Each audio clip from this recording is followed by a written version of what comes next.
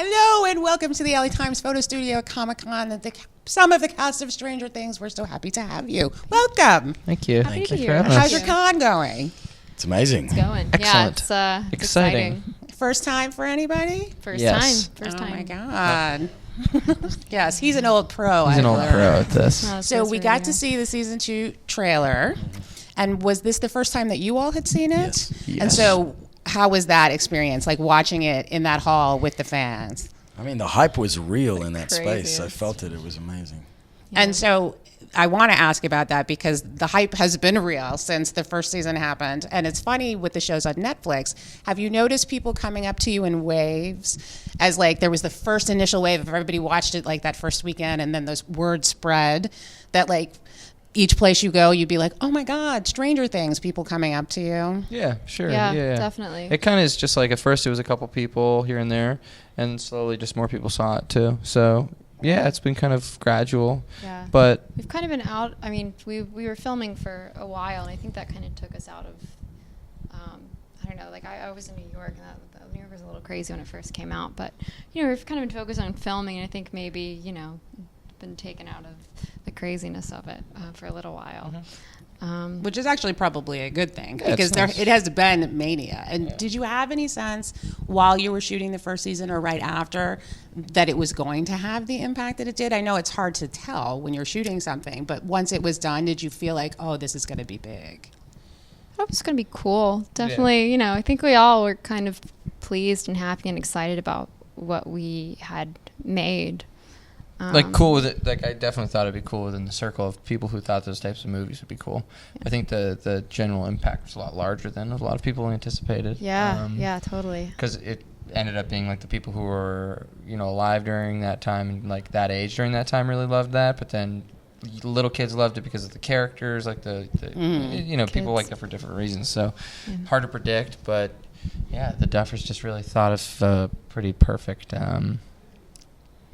recipe for Yeah, Yeah, they really did. back to cooking. Yeah.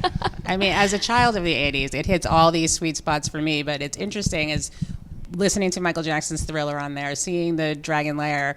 I mean, for you guys, when you see these sort of references in the script, are they like, go do research and find out what these things were, or do you take that upon yourself? Are you interested in sort of exploring the time? I think, yeah, I mean, I wasn't born in the 80s, but it certainly holds a lot of space in my heart.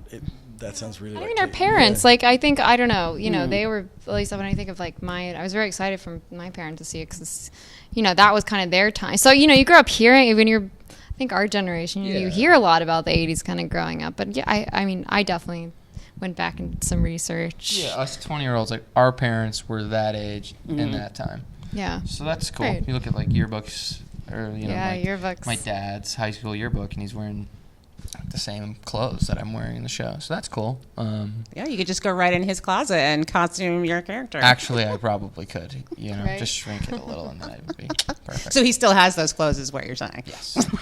Everything's the Yes, same. we hoard. We can't help ourselves. Now the 80s are back in fashion, it's full circle. Right, exactly. So in watching, there were things I thought, maybe I'm just a fraidy cat, that were legitimately frightening in the first season that like were good moments like that. You guys were making it, so obviously you were acting that. But when you watched the first season, were there moments that got you? I mean, I definitely got thrills, chills, the whole lot. I mean, it affected me, and because I think the escapism was successful. Like, I was there in each scene, in each moment, as much as I think any successful project or film that aims to thrill or chill, whatever you call it, the audience. I feel like it's a really good balance. I remember as a kid, E.T., even like, what are some other ones? Not necessarily from the 80s, but like Men in Black. I remember was a movie that I saw as a kid, and it's good to have a movie that'll kind of scare you a little bit as a kid and kind of give you some bad dreams, sort of. I think that's kind of cool thing, and not show anything gruesome or gory like a bloody arm or something like that, but something that'll scare you and kind of get your imagination going. I think that's what the whole Demogorgon thing did season 1, because it's freaky. It's definitely scary. It was scarier than I thought it was going to be when we were filming it, for sure. But that's a good thing, I think. Oh yeah, for sure. I mean, it was funny. I started like, I don't know, like hearing my friends talking about how scary it is. Yeah. I'm like, I guess you're right. I guess it is pretty scary. I mean, I seeing like, especially the opening, like I think the first episode of season 1 is like pretty.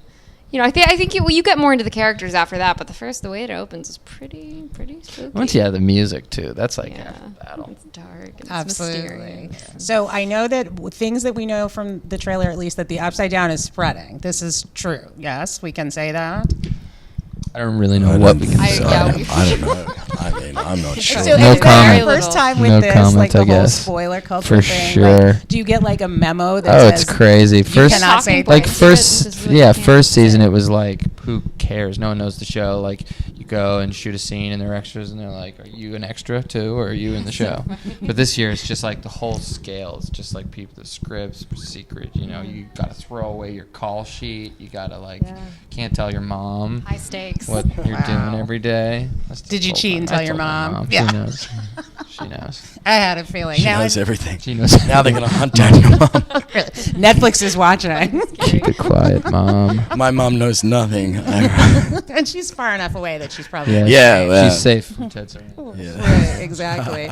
And finally, Terrible. will there be justice for Barb? I love that Shannon crashed the panel. Crash the panel. Crash it. Crash it. Yeah, I think it's. I think Justice for Barb is definitely a part of the show this season, which is it's really interesting though, because I don't think anybody really, and as far as the cast and the Duffers, like had their eye on Barb. So it was really, I think, a lot of her involvement this season came from the audience really kind of demanding answers, which I think is great. Fans have a voice, and Yeah. you are at the place for that. Well, thank you all so much Thank for you so joining much. us. I really Yeah, appreciate thank you so it. much, yeah. Enjoy the rest of your con. Yeah. Thank you. Will do. We will do.